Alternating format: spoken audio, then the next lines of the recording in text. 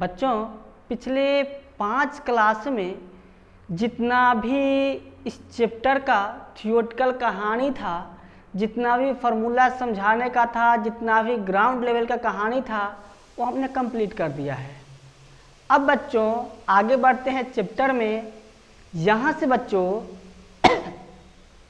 जितना भी आपको प्रायोगिक क्वेश्चन है, मतलब प्रयोग कर के क्वेश्चन दिए हुआ है।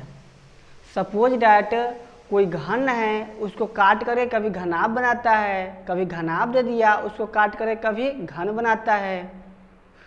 कोई बेलन है, उसको पिघला कर कभी गोला बनाता है, कोई गोला है उसको पिघला कर कभी लंबा सा तार बनाता है। कोई कुआं है, उसका मिट्टी खोदता है और आयताकार खेत है उसमें फैलाता है। या फिर इस तरीके का कोई बेलन है, उसको छील करके शंकु बना देता है। इस प्रकार का बच्चों प्रयोग कर करके इस चैप्टर में प्रायः बहुत सारा क्वेश्चन क्रिएट किया जाता है। तो यहाँ पे बच्चों हमने आप लोगों को बिल्कुल कंसेप्ट के साथ समझाने के लिए अलग अलग टाइप में क्वेश्चन को बांट दिया है और टाइप वाइज हर प्रकार के क्वेश्चन को हम अभी कंप्लीट कराते चलते हैं। आइए आगे की सेक्शन में बढ़ते हैं। पहला बच्चों सेक्शन जो है वह सेक्शन आपका है, मान लीजिए कोई घनाभ है। क्या है बच्चों? कोई घनाभ है, उसको काट करके घन बनाया जाता है। तो पूछा जा रहा है घन की संख्या कितना होगा। क्वेश्चन दिया हुआ है, टाइप 1 हमने दिए हैं आप लोग के बीच में, किसी वस्तु को काट कर नए वस्तु का निर्माण करना। इसमें बच्चों पहला नंबर क्वेश्चन बताते हैं, एक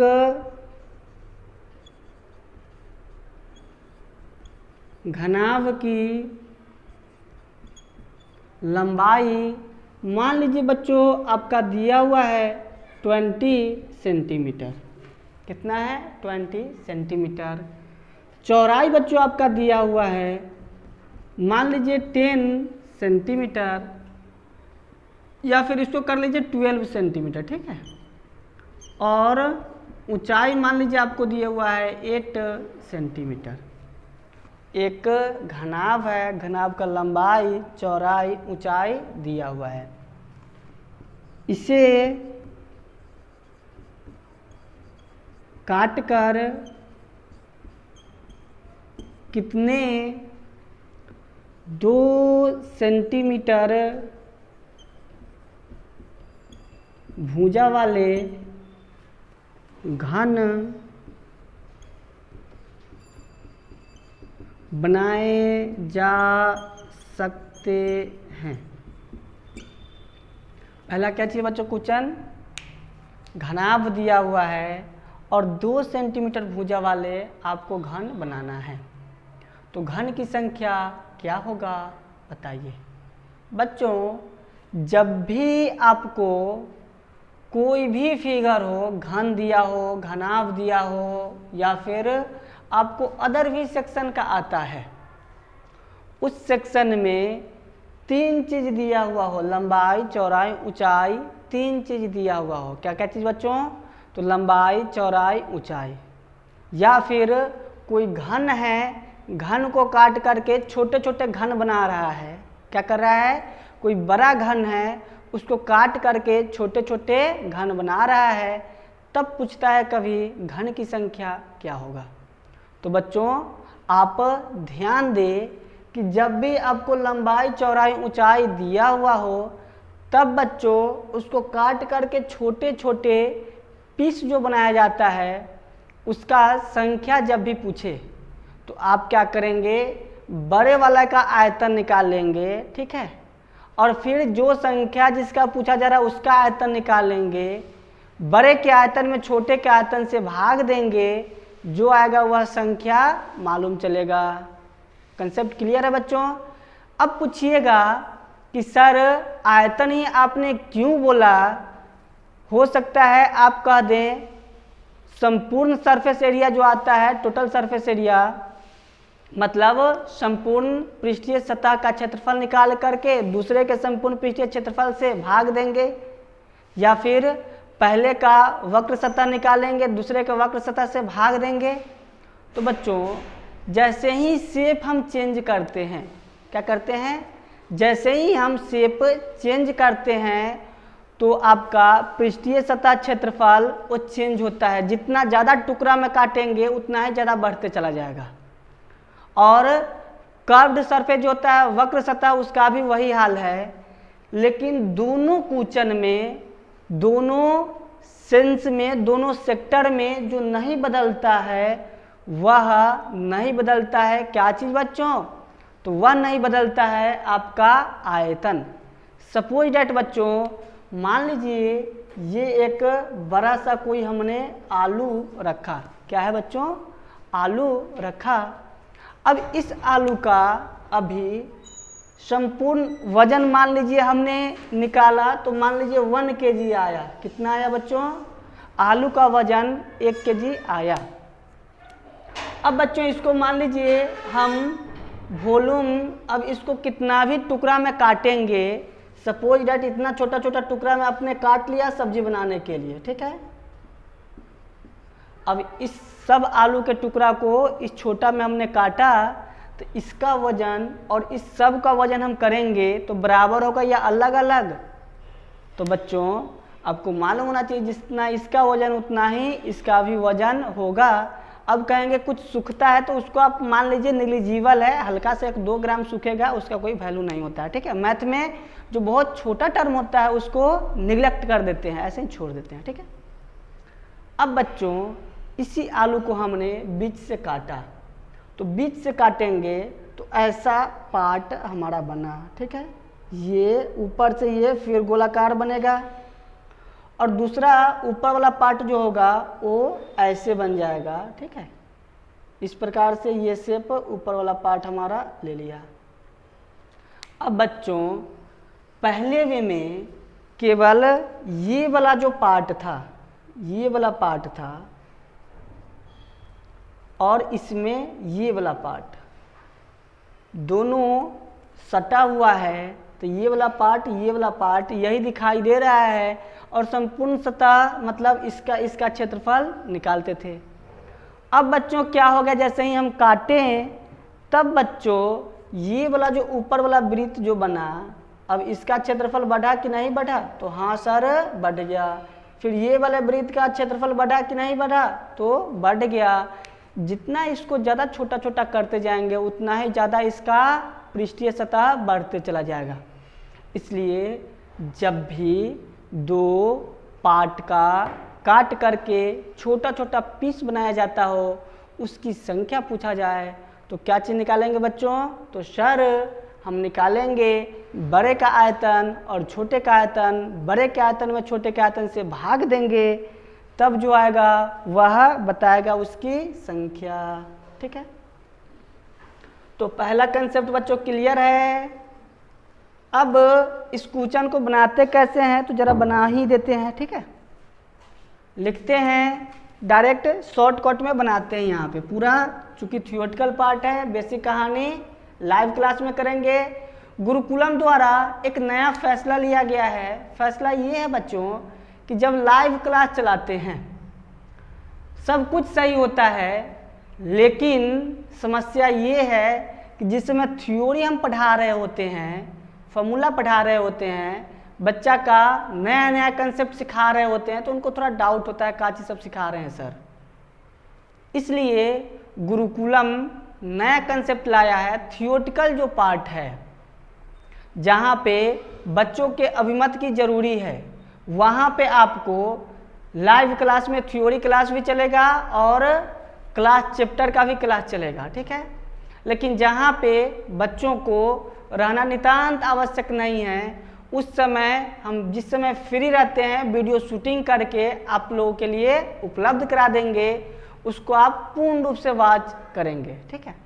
तो अभी बच्चों इसको बनाते हैं, लिखते हैं डायरेक्ट घनाभ का आयतन तो बच्चों घनाभ के आयतन का फॉर्मूला क्या होता है? तो सर घनाभ के आयतन का फॉर्मूला लंबाई गुने चौड़ाई गुने ऊंचाई। अब जरा वैल्यू पुट कर दीजिए। लंबाई है 20, चौड़ाई है 12 और ऊंचाई है 8। इसको इतना ही पे रहने देंगे, ऐसा नहीं कि मल्टीप्लाई करके लिख लेंगे। ऐसा इसलिए कि पहला सेक्शन है ये अभी गुना के फॉर्म में है, मल्टीप्लाई करेंगे तो बड़ा सा सेक्शन बन करके रेडी हो गया।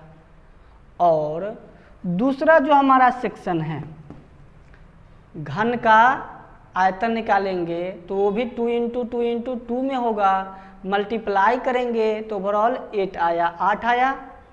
अब बड़ा नंबर में बड़े नंबर से भाग देना बहुत ही कठिन काम होता है और उसमें समय बहुत बर्बाद होता है। इसलिए क्या करेंगे, इसको गुना के ही फॉर्म में छोड़ देंगे, दूसरा सेक्शन निकालते हैं। अंत में गुने भाग की कहानी सबसे अंत में एक साथ करेंगे। कटने वाला डाटा को काट लीजिए और फिर फाइनली कंप्लीट आंसर आता है। लिख लेते हैं आगे। अब घन का आयतन, तो बच्चों घन का आयतन क्या होता है? तो सर भुजा क्यूब होता है। तो 2 का क्यूब कर लिए, 2 दूना 4 दूना 8 आ गया। अब इधर लिख लेते हैं अतः नए घनों की संख्या। तो पहले वाला का कितना आया है? तो 20 × 12 × 8, तो कर लेते हैं 20 × 12 × 8। और बोले हैं छोटे वाले जो नया सेक्शन आया उससे भाग करेंगे तो बाद वाले का कितना आया है? तो 8। बच्चों 8 से 8 आपका कैंसिल हो गया, बन गया कितना? 12 दूना 24, 240। ये आएगा सेंटीमीटर क्यूब में, नीचे वाला भी सेंटीमीटर क्यूब में, क्यूब से क्यूब कट गया, इतना पीस आंसर आएगा। ठीक है, तो ये बच्चों घन का काटना हो या घनाभ का काटना हो, कहानी कंप्लीट है। तो कंप्लीट है। आगे बच्चों टाइप 2 में बढ़ते हैं। क्या चाहिए बच्चों? टाइप 2।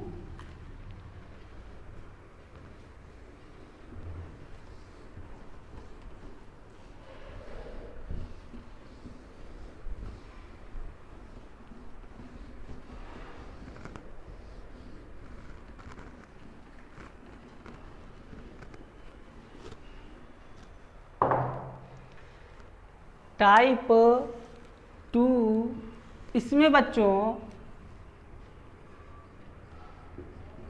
किसी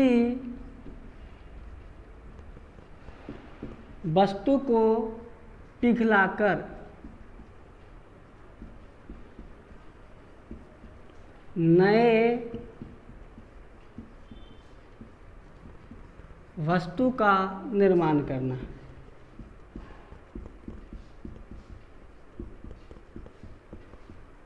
ठीक है,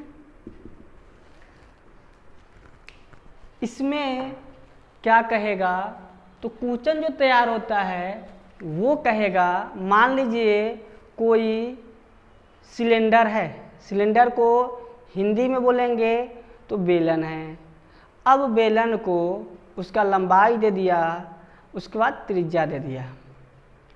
अब उसको कहेगा हमने पिघला करके नया घन बनाया और घन का भुजा का लंबाई दे दिया, तो पूछेगा कितने घन बनाए जा सकते हैं। या फिर बच्चों मान लीजिए आपको एक दे दिया आपको गोला, ठीक है, क्या चीज़ है? गोला है, उसका त्रिज्या दे दिया, या फिर कभी कभी उसका वॉल्यूम भी, आयतन भी दे देता है। कंप्लीट। अब आपसे पूछेगा कि इसका आयतन, आयतन नहीं, इसका इस गोले को छोटे गोला बनाया जाए, उसकी त्रिज्या दे दिया, तो पूछेगा कितना गोला बनाया जा सकता है। या फिर कभी आपको मान लीजिए आपको बड़ा सा घन दे दिया, उसको पिघला करके छोटा छोटा गोली बनाया जा रहा है, गोली की त्रिज्या दे दिया, तो पूछेगा कितना गोली बनता है या बनाया जा सकता है। इस कंसेप्ट के ऊपर आधारित ये टाइप होता है। आइए इसमें हम लोग बात करते हैं। क्वेश्चन नंबर 1 इसमें लिखते हैं।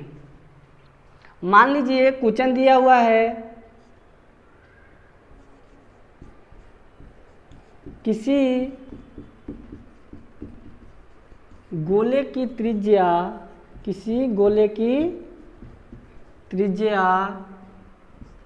14 सेंटीमीटर किसी गोले की त्रिज्या 14 सेंटीमीटर है और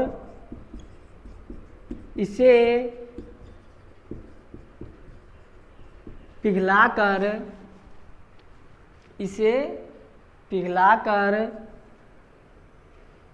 7 सेंटीमीटर त्रिज्या वाले कितने गोले बनाए जा सकते हैं। तो इसमें भी बच्चों कहानी हम लोग वही करेंगे, क्या चीज़।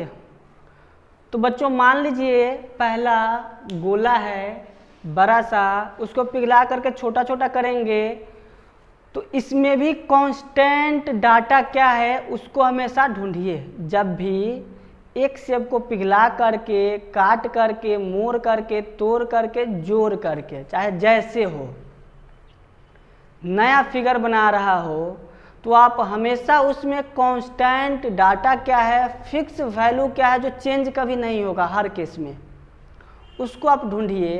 तो यहाँ पर भी आप ढूंढेंगे तो पाएंगे कि वॉल्यूम जो है, आयतन जो है, दोनों सेंस में बिल्कुल कांस्टेंट है, बिल्कुल भी चेंज नहीं होने वाला है। सपोज डैट मान लीजिए इस वस्तु को बनाए हमने और 50 kg वजन आया। अब इस वस्तु को पिघला करके छोटा छोटा वस्तु बनाएंगे तो 50 kg ही वजन आएगा, चूँकि वस्तु ठोस होता है, लोहे का होता है, तो वो चेंजेज होगा ही नहीं। लेकिन बच्चों कर्व्ड सरफेस एरिया या फिर संपूर्ण सतह का क्षेत्रफल या फिर वक्र सतह का क्षेत्रफल इंग्लिश में पढ़ाते हैं, इसलिए बच्चों इंग्लिश लैंग्वेज ध्यान में ज़्यादा है, ठीक है। लेकिन बिहार बोर्ड उतना ही हमारा फेवरेट है जितना कि इंग्लिश में, ठीक है। तो इसमें बच्चों क्या करेंगे, तो हमेशा आप वॉल्यूम निकालिए, बड़े का वॉल्यूम निकालिए, छोटे का वॉल्यूम निकालिए, मतलब आयतन निकालिए और फिर डिवाइड कीजिए। आइए प्रारंभ करते हैं। लिखते हैं यहाँ पहला चीज त्रिज्या कितना है, तो त्रिज्या बराबर आपका दिया हुआ है 14 सेंटीमीटर, ठीक है। अब 14 सेंटीमीटर दिया हुआ है, देयरफॉर यहाँ पे बच्चों लिख लीजिए, यहाँ बड़े गोले की त्रिज्या, ठीक है, बड़े गोले की त्रिज्या बराबर 14 सेंटीमीटर। ये काकपात चिन्ह है, इसका मतलब होता है कि इस बीच में जो ऊपर लिखा हुआ है वो होता है, ठीक है। अगर मान लीजिए एग्जाम में कॉपी में लिखते समय कुछ गड़बड़ी हो गया, कुछ ऊपर लिखना है या बीच में लिखना है, तो ये साइन दे करके ऐसे काकपात चिन्ह इसको बोलते हैं, इसके ऊपर कुछ आप लिख सकते हैं, काटने की व्यवस्था करने की जरूरत नहीं रहेगा। अब त्रिज्या दिया हुआ है, देयरफॉर आयतन मालूम कर सकते हैं, तो यस सर। तो आयतन बाबू, गोले का आयतन क्या होता है, तो सर 4/3 पाई r क्यूब। तो इसमें डाटा आप पुट कर दीजिए। डाटा क्या चीज़ पुट करेंगे, तो 4/3 अपने ही जगह रहने दीजिए, पाई का वैल्यू अपने जगह और r क्यू की जगह 14 है, तो 14 के पावर 3 रहने दीजिए। अभी इसको हम सोल्व नहीं करेंगे आगे, इतना ही पे बचा करके ही रखे रहेंगे। अब छोटे गोले या फिर नए गोले की त्रिज्या, छोटे गोले की त्रिज्या कितना दिया हुआ है, तो 7 सेंटीमीटर। इसलिए आयतन तो 4/3 पाई आर के जगह 7 का क्यूब। अब इतना हमने कर लिया, तो अब आगे निकालना है गोले की संख्या। अब लिख लीजिए, अभीष्ट गोले की संख्या बराबर क्या करेंगे बच्चों, तो बराबर कर लीजिए आप पहले वाला का आयतन। तो जो बड़ा होता है शेप में उसका आयतन हमेशा ऊपर लेते हैं, छोटा उसका हमेशा नीचे।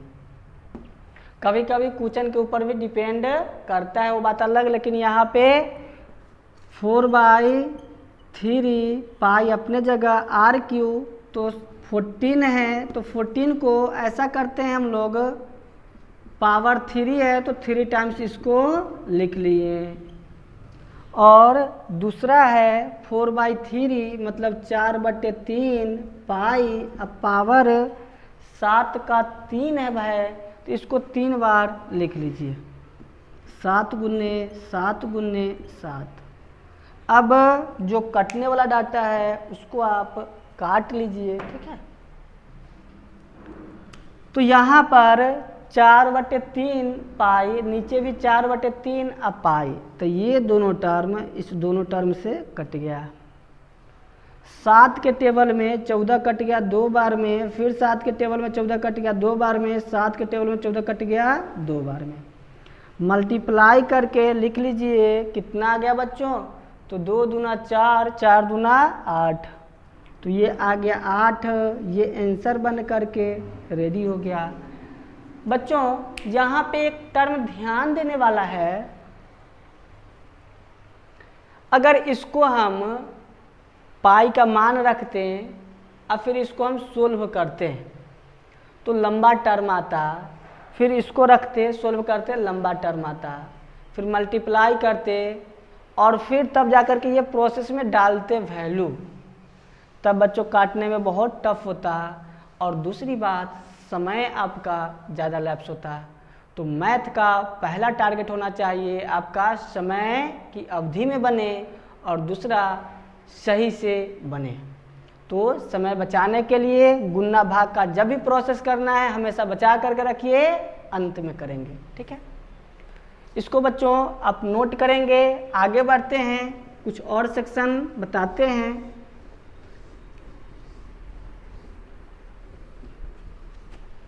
उम्मीद करते हैं इस टाइप का क्वेश्चन एक और क्वेश्चन देते हैं, एक और क्वेश्चन देते हैं ताकि आपका कंसेप्ट और भी गहरा हो।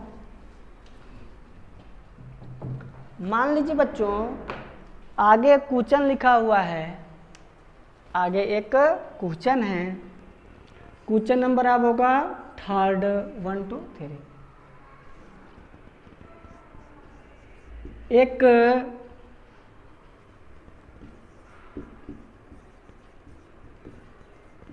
शंकु का आयतन, क्या चीज़ है, एक शंकु का आयतन, और आयतन कुछ लिखते हैं अपने मन से,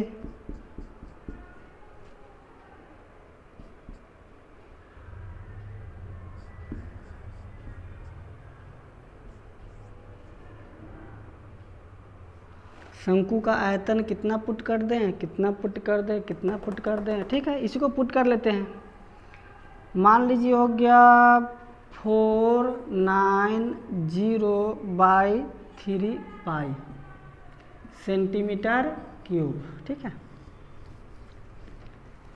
एक शंकु का आयतन दिया हुआ है, इतना सेंटीमीटर क्यूब है। इसे पिघलाकर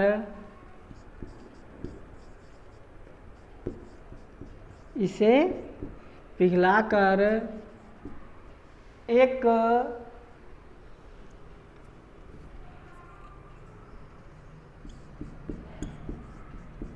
गोला बनाया जाता है, गोला बनाया जाता है, तो उस गोले की त्रिज्या बताएं। क्वेश्चन क्या है? तो क्वेश्चन है बच्चों, एक क्या चीज़ दिया हुआ है? शंकु दिया हुआ है और शंकु का आयतन दिया हुआ है। उसको पिघला करके बनाया क्या जा रहा है? तो गोला बनाया जा रहा है। अब इस गोले में पूछा जा रहा है गोले की त्रिज्या क्या होगा, आप बताइए। तो इसमें ज़रा सोचिए, गोला है, आयतन दिया हुआ है और पिघला करके बनाएगा क्या चीज़? तो बनाएगा गोला, सॉरी शंकु है, पिघला करके बनाएगा गोला। जब गोला बनाएगा तो दोनों केस में वजन वस्तु का उतना ही होगा या चेंज होगा? तो सर दोनों केस में वस्तु का वजन उतना ही होगा। तो सिंपल वे में वॉल्यूम को बराबर कर लेंगे दोनों केस में, ठीक है। लिखते हैं, माना कि गोले की त्रिज्या r है। त्रिज्या हमको निकालना है, इसलिए त्रिज्या को हमने क्या किया? r मान लिया। अब लिख लेते हैं प्रश्न से। प्रश्न से गोले का आयतन बराबर शंकु का आयतन होगा कि नहीं होगा बच्चों? तो वही होगा, शंकु का आयतन। अब गोले का आयतन दिया हुआ तो नहीं है, लेकिन यहाँ पे अब हम क्या करेंगे? एक सेक्शन में फॉर्मूला पुट करेंगे और दूसरे सेक्शन में जो आयतन दिया हुआ है उसको पुट कर देंगे। तो बच्चों शंकु का आयतन कितना है? तो 490/3 पाई। यहाँ पे बच्चों गोले का आयतन का हम कुछ फॉर्मूला जानते हैं। क्या जानते हैं बताइए? तो सर गोले का आयतन होता है 4/3 पाई r³, ठीक है। तो यहाँ पे हमने पुट कर दिया। अब बीच में जब बराबर साइन रहता है तो साइड में यहाँ पे स्टार्टिंग करते समय या लिखते हैं, नहीं तो ये एरो देते हैं, ठीक है। तो अभी लिख लेते हैं इसी को, या मतलब इसके बराबर ये हुआ। अब आगे जरा बढ़ते हैं। आगे क्या करेंगे? तो r³ को अपने जगह रहने दीजिए।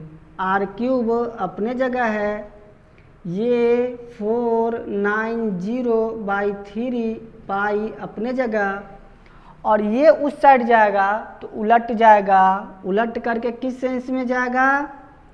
तो आपको 3 ऊपर हो जाएगा और डिवाइडेड बाई 4 पाई नीचे चला आएगा, तो 4 पाई नीचे चला आया।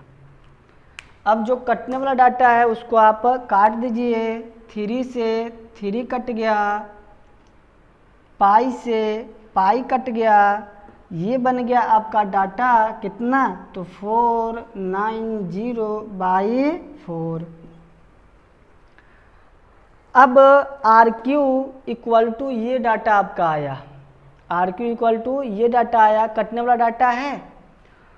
तो काटेंगे तो 2 से कटेगा, 2 टाइम्स में ये 2 हो गया, 2 टाइम्स में ये हो गया 2, ये हो गया 45। अब r³ बराबर ये आया, इधर लिख लेते हैं, r³ बराबर आ गया 245/2। मतलब r का वैल्यू आएगा, उधर जाएगा तो गोद में 3, ये 245/2।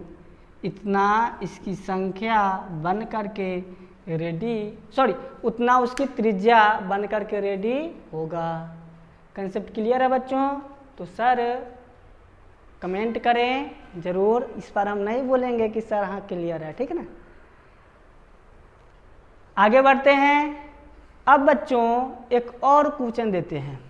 क्वेश्चन देते हैं कि कोई कुआं है या फिर हाँ कोई कुआं है, कुआं को खोदा जाता है, उससे मिट्टी निकाला गया और एक आयताकार खेत है उसमें डाला गया, या कभी कहता है कुएं के चारों ओर गोलाकार पार्ट में डाल देता है। तो उसको कंप्लीट अभी कराते हैं। नोट कीजिए आगे सेक्शन टाइप 3। टाइप 3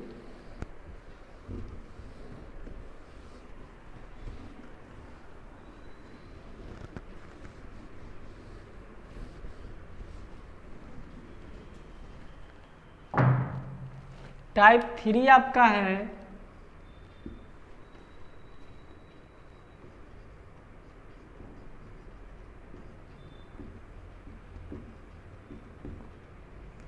किसी गड्ढे से, या कुएं हो सकता है, तालाब हो सकता है, पोखर हो सकता है, कुछ भी हो सकता है, ठीक है।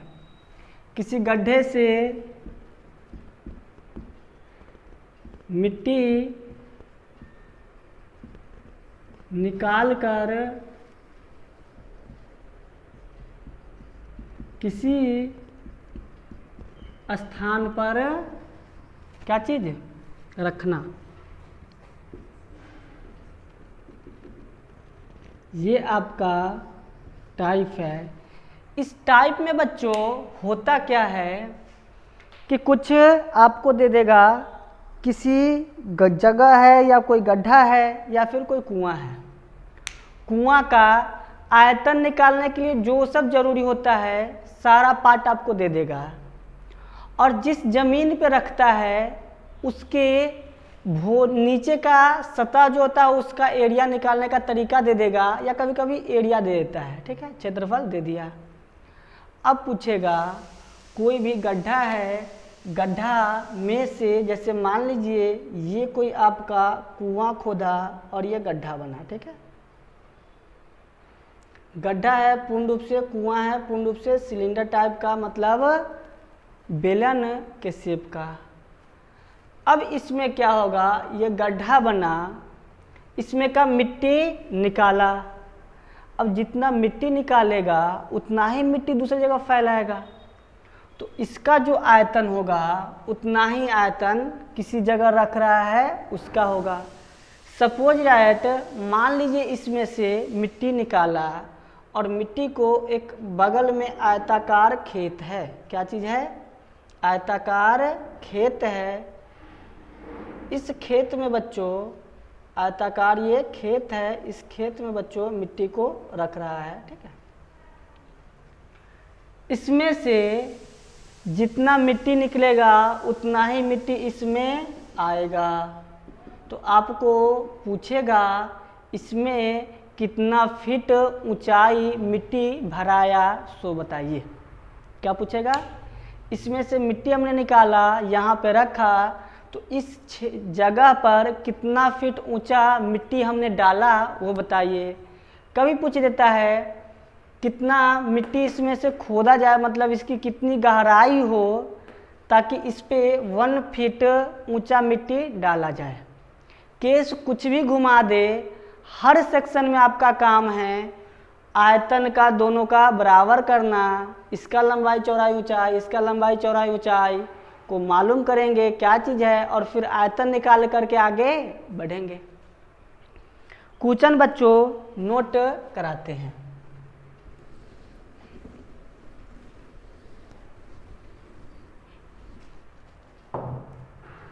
क्वेश्चन नोट कीजिए, एक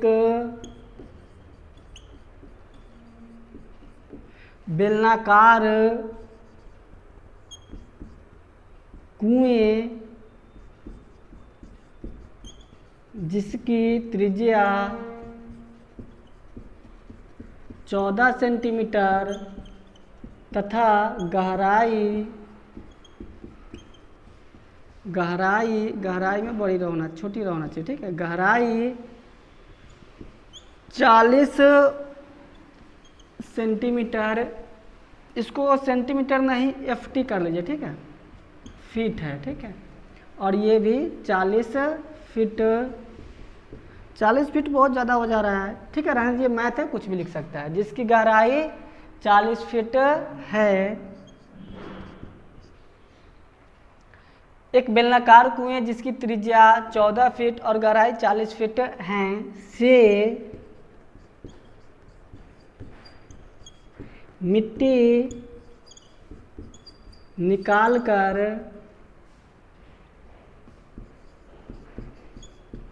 इसी कुएं के, क्या चाहिए बच्चों, इसी कुएं के बाहर, कुएं के बाहर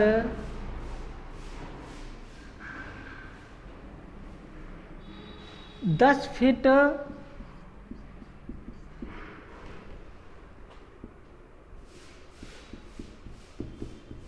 चौड़ाई से वृत्ताकार रूप में, वृत्ताकार रूप में भरा जाता है, भरा जाता है तो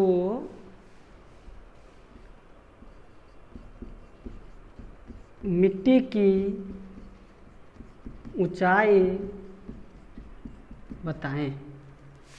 ये क्वेश्चन थोड़ा सा जटिल प्रक्रिया आता है, लेकिन जब आप बारीकी से समझ लेंगे, जब आप बारीकी से समझ लेंगे तो कहीं कोई दिक्कत होता नहीं है, ठीक है।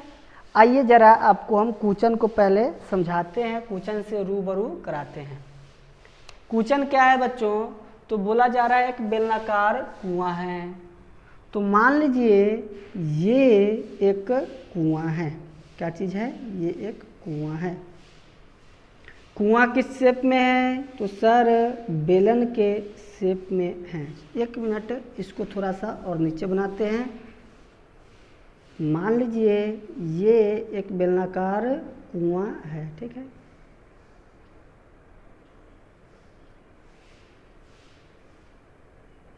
कुआं बन गया।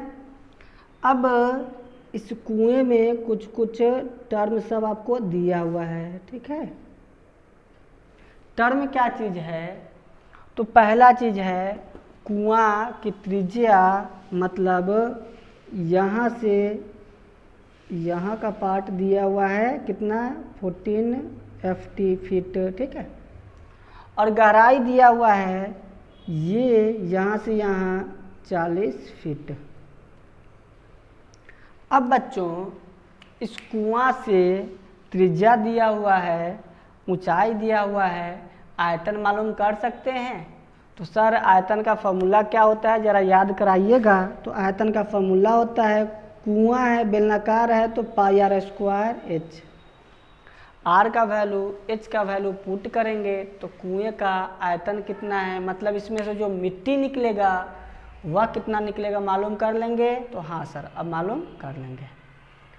अब दूसरा काम ये दे रहा है कि अभी हम बोले हैं कि किसी दूसरा क्षेत्र पे डाल देता है, लेकिन यहाँ पे कह रहा है कुआं से निकाल रहा है और इसके बाहर वाला जो भाग है, ये वाला सपोज डैट 14 फीट ये है और 10 फीट चौड़ाई वाले पार्ट में ये वाला वृत्ताकार 10 फीट चौड़ाई वाला, ठीक है। ये इस प्रकार से होगा, इधर से भी है चारों बगल से, ठीक है। इसको डॉट डॉट करके हम अभी बना दे रहे हैं, मतलब इस शेप में कुआं है बीच में और उसके चारों ओर मिट्टी डाल रहा है। इस भूभाग पे ये क्या करेगा, मिट्टी डालेगा, ठीक है। कुएं के चारों ओर 10 फीट चौड़ाई में मिट्टी डालेगा। तो अब जरा इसको देखिए, फिगर को यहाँ पे दिखाते हैं। ये क्रॉस सेक्शन ऊपर वाला देखते हैं, तो ये आपका कुआं हुआ और कुआं से 10 फीट बाहर वाला भाग ये वाला पार्ट आया। तो इस पार्ट पे मिट्टी को डालेगा, ठीक है। अब बीच में से मिट्टी निकल रहा है और साइड वाले इस गोलाकार भाग में मिट्टी डाल रहा है। अब गोलाकार भाग में मिट्टी डालेगा तो मिट्टी कितना पार्ट पे डलाया, तो ये वाला पार्ट जो गोला गोला क्रॉस है उस पे। उसका एरिया निकाल सकते हैं, तो हाँ सर एरिया निकाल सकते हैं। कैसे, तो पढ़ाए थे हमने छल्ले का क्षेत्रफल, ठीक है, जिसमें बोले थे बाहर वाले बड़े वृत्त का क्षेत्रफल में से छोटे वाले वृत्त के क्षेत्रफल को घटा दीजिए तो आता है। तो फॉर्मूला था pi into R1 plus R2 into R1 minus R2। इससे बच्चों बाहर वाले ये जो पार्ट बना हमारा कलर्ड पार्ट है उसका क्षेत्रफल निकाल लिए, और जो मिट्टी मिलेगा निकलेगा, ठीक है, जो मिट्टी मिला उससे निकला इसी कलर्ड भाग पे रखाएगा। तो इसका क्षेत्रफल कितना ऊंचाई होगा नहीं मालूम तो h मान लेंगे हम, और दोनों के वॉल्यूम को बराबर कर देंगे, मालूम चल जाएगा हाइट कितना हुआ। तो आइए कंसेप्ट क्लियर है, बढ़ते हैं।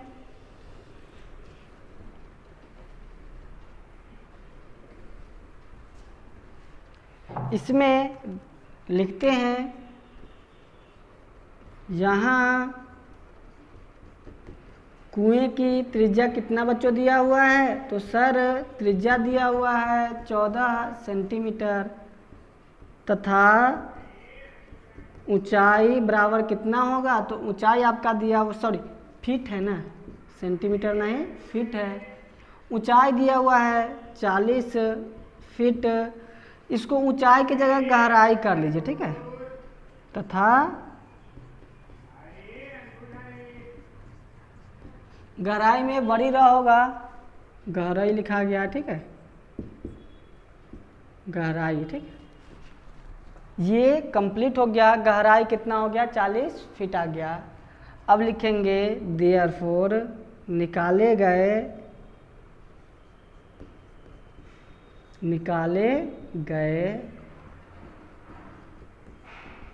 मिट्टी का आयतन।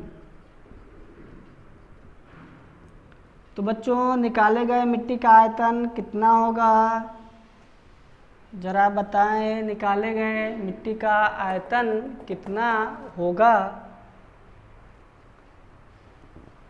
तो निकाले गए मिट्टी का आयतन के लिए फॉर्मूला यूज कर लेंगे पाई R²H।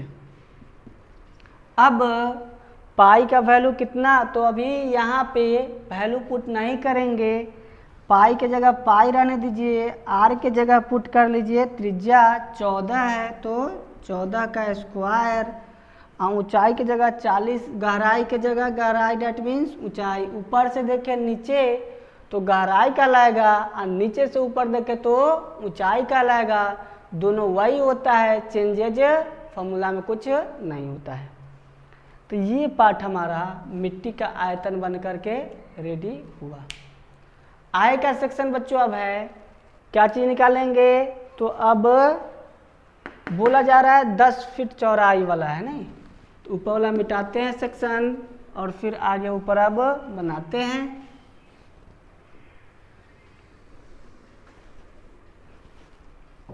अब लिखेंगे अब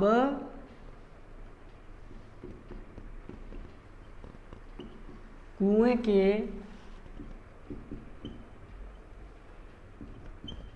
बाहरी भाग जहां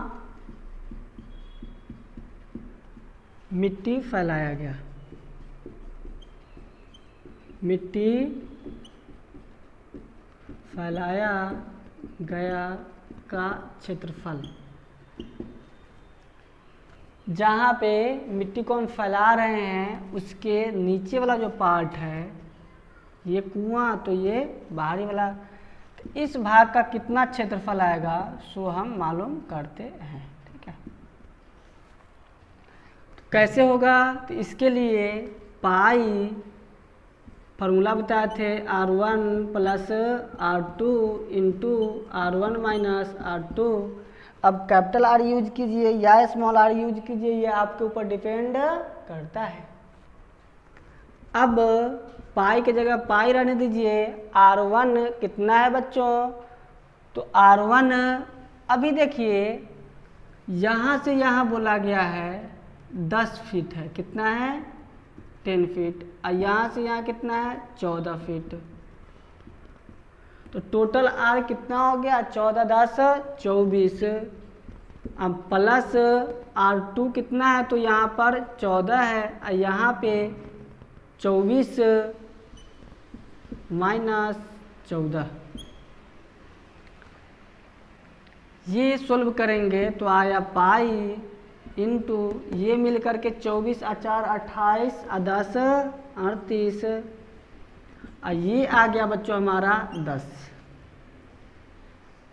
1 मिनट 14 में 24। हाँ ठीक है ठीक है ठीक है ठीक है। अब ये जो आया ये क्षेत्रफल आया जिस भाग पे हमारा क्या चीज़ होगा? मिट्टी फैलाएंगे। अब मान लेते हैं फैलाए गए मिट्टी का आयतन कुछ मान लीजिए। आयतन नहीं, सॉरी बच्चों, आयतन नहीं, ऊंचाई मानेंगे।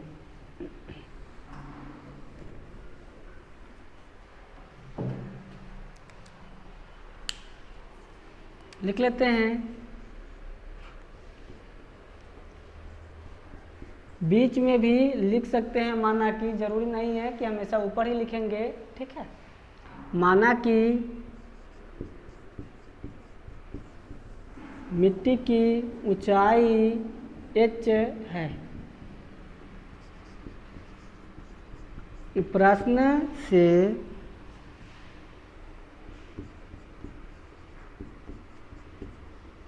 निकाले गए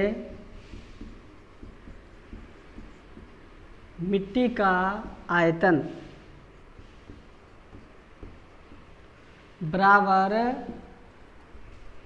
फैलाए गए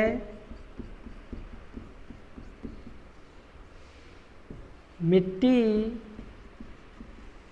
का आयतन। अब निकाले गए मिट्टी का आयतन कितना है? तो अभी हमने ये निकाला है तो इसको यहाँ आप पुट कर दीजिए। निकाले गए मिट्टी का आयतन कितना दिया हुआ है बच्चों?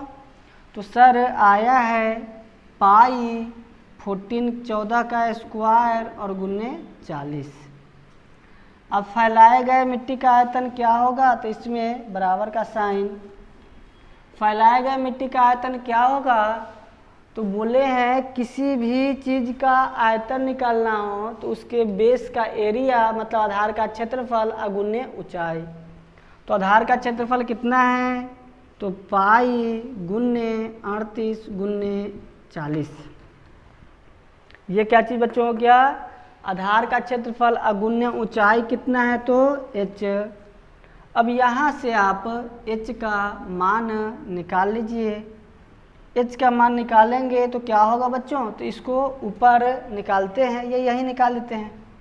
h बराबर आया, ये सोल्व जरा करेंगे तो कितना आएगा? तो ये अपना हो गया पाई, इसको लिख लेते हैं 2 बार 14 गुने 14 गुने 40 और ये टर्म मल्टीप्लाई में इधर आएगा तो डिवाइड में। तो आ गया पाई गुने 38 गुने 40। 40 से 40 आपका कट गया। 40 है या 40 यहाँ पे कहाँ से आया भाई? ये 10 है ना, सॉरी बच्चों ये 10 है, ठीक है 10 है तो यहाँ पे ये 10 ही होगा, 40 नहीं होगा। इससे ये कट गया 4 बार में, पाई से पाई कट गया। अब ये 38 है, 19 दूना 38 कट गया। ये 14 है, 7 दूना 14 कट गया। अब आपका सेक्शन आया, इसको मल्टीप्लाई कीजिए बट्टे 19, कटने वाला डाटा है नहीं तो इसको यहाँ पे लिख देते हैं। ये हो गया आपका 7 चौको 28, 28 को 14 से गुना कर लीजिए। 28 गुने 14 बट्टे ये 19 नीचे आ गया। इसको मल्टीप्लाई करके जो भी आएगा वो FT में आएगा, इतना इसका ऊंचाई होगा।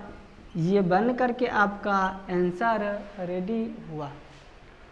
कुल मिलाकर के बच्चों इस चैप्टर में लगभग 3 टाइप के अंतर्गत जितना भी क्वेश्चन बनाया जाता है उसको हमने समेटा है। सही है।